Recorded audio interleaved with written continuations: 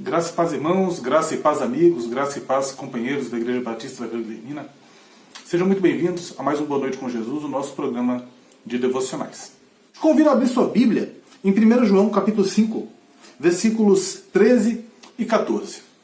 1 João 5, 13 e 14. Enquanto você abre a sua Bíblia, eu quero que você pense um pouquinho. Como era o seu relacionamento com o seu pai? Ou como é o seu relacionamento com o seu pai, se você o ainda tem vivo? Era um relacionamento saudável? Era um relacionamento de amizade? Era um relacionamento em que você entendia a questão da autoridade? Ou era um relacionamento em que o seu pai não conseguia te dominar? Era um relacionamento em que seu pai te dava tudo o que você pedia? Ou ele te dava as coisas que ele sabia que você precisava e que lhe fariam bem? Nós temos um pai no céu. E nós temos um relacionamento com esse pai no céu, o Deus eterno, através de Cristo Jesus, seu Filho, nosso Redentor, e que também é Deus. Diante dessa realidade, eu te convido a ler comigo o texto de 1 João 5, 13 e 14.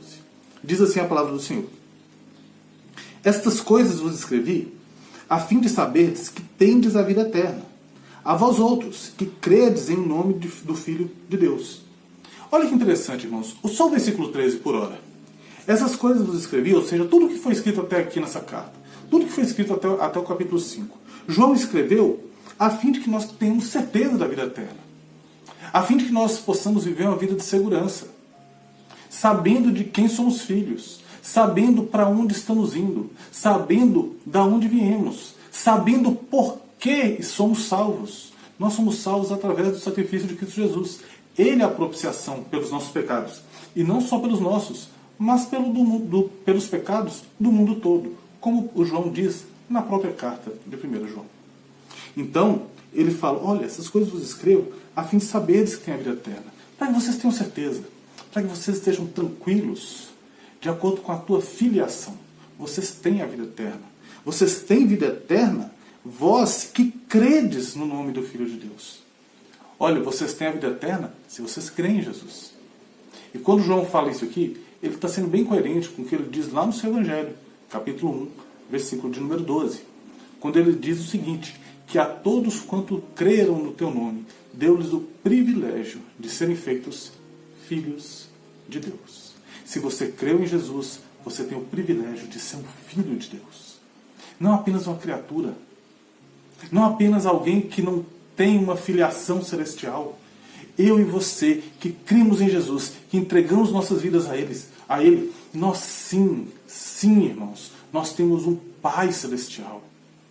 E independente de como é o teu relacionamento com o teu Pai, você tem um Pai no céu que te ama profundamente.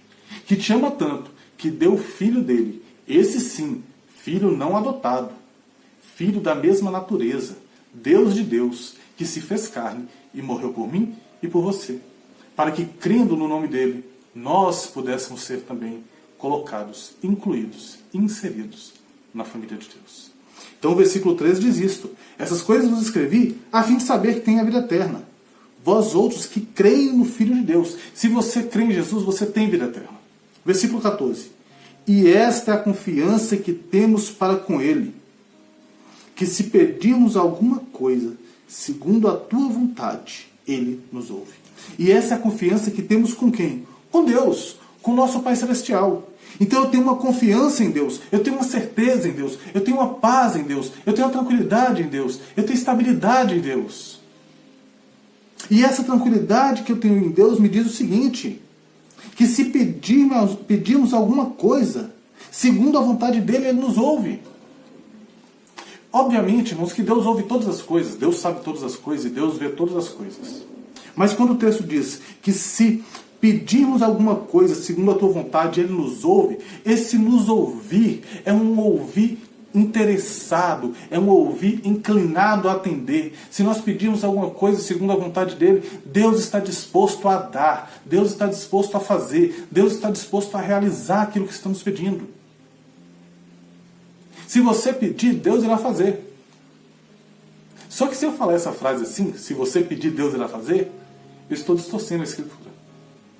Porque o texto bíblico diz o seguinte, é esta a confiança que temos para com Ele, que se pedirmos alguma coisa segundo a tua vontade. E aqui que está o grande pulo do gato. Porque muitas vezes pedimos as coisas a Deus fundamentados no nosso entendimento.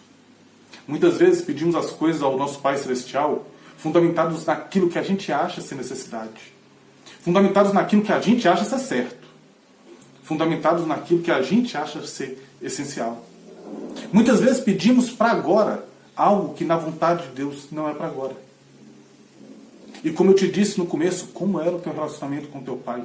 Ele era um pai que te dava tudo o que você queria? Se era assim, você correu um grande risco de ter sido mimado. Deus não é um pai que dá todas as coisas que nós queremos. Assim como nós não damos uma navalha para uma criança de 5 anos, ou um estilete para um bebezinho de 6 meses. Por mais que eles queiram aquilo, por mais que achem interessante, por mais que achem legal, nós não iremos fazer isso. Porque nós temos uma vontade muito superior à de uma criança de 9 anos ou um bebezinho de 6 meses. E a nossa vontade, que é superior, que tem uma visão superior, que tem uma visão muito mais ampla, entende que aquilo, por mais que ele deseje, só irá trazer dor, sofrimento e morte sobre a vida daquela criança. Enquanto que existe um Pai Celestial que tem uma visão muito superior à minha vida e à sua. E Ele sabe o que nós precisamos. Então, quando Ele fala, se pedimos alguma coisa segundo a sua vontade, é para que nós possamos tentar entender cada vez mais qual é a vontade de Deus para as nossas vidas. Conhecer cada vez mais o caráter do Pai. E conhecendo o caráter do Pai, entendendo a mente do Pai, então sim poderemos pedir conforme o desejo do coração dele. Poderemos alinhar a nossa vontade à vontade dele. Porque a nossa vontade é carnal. A nossa vontade é pecaminosa. A nossa vontade é caída. Mas a vontade de Deus é boa, é agradável.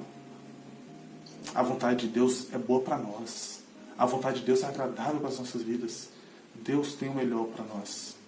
E aí você pode perguntar, ok, Alberto, eu sou um filho de Deus, eu creio em Jesus. Ok, Alberto, eu entendo que se eu pedir as coisas segundo a vontade dele, ele irá fazer. Eu entendo que eu tenho que conhecer cada vez mais o caráter de Deus para que meus pedidos sejam coerentes. Como conhecer cada vez mais a vontade do Senhor? Então eu te digo, debruce-se sobre a palavra dele. Leia de forma devocional a Bíblia. Leia a Bíblia pedindo para que Deus fale ao teu coração. Leia a Bíblia preocupado que Deus esteja aplicando aquelas verdades na sua vida. Leia a Bíblia sempre com uma pergunta assim: o que esse texto tem para mim hoje? Leia a Bíblia sempre com uma pergunta: o que Deus quer falar ao meu coração hoje? Leia a Bíblia sempre com um propósito: eu vou conhecer mais o meu Pai Celestial. E quanto mais você lê a Sagrada Escritura, quanto mais você se aproximar de Deus, mais você conseguirá vê-lo nitidamente através das linhas da Sagrada Escritura. Então, filho que você é, entendendo que Ele te dá o que você deseja, de acordo com a vontade dEle, você irá saber pedir corretamente. E Deus, que é um Deus que te ama, irá te dar aquilo que você pedir e que estiver alinhado com a santa e boa vontade dEle para a sua vida, para a minha vida. Antes de dormir, quando você colocar a cabeça no seu travesseiro hoje, converse com o papai. Converse com o Pai Celestial. Peça para Ele, para que mostre a vontade dEle para a sua vida na Sagrada Escritura. Peça para Ele, para que mortifique os desejos do teu coração que estão em desacordo com o desejo do coração dEle. E tente ser cada vez mais parecido com o nosso irmão mais velho, com o primogênito de toda a criação, com Jesus, o nosso Redentor. Deus te abençoe, Deus te guarde, Deus te proteja, que Deus esteja com a tua vida. Que você tenha, sim, uma boa noite com Jesus. E até o nosso próximo encontro aqui no canal da Igreja Batista da Vila Guilhermina. Tchau, tchau.